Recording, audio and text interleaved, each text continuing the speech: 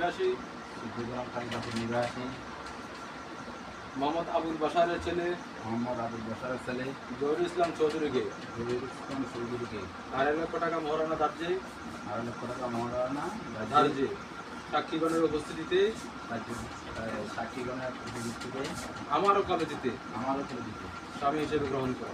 আমি হিসাবে কবুল কর বলো বিসমিল্লাহ কবুল। বলো বিসমিল্লাহ কবুল।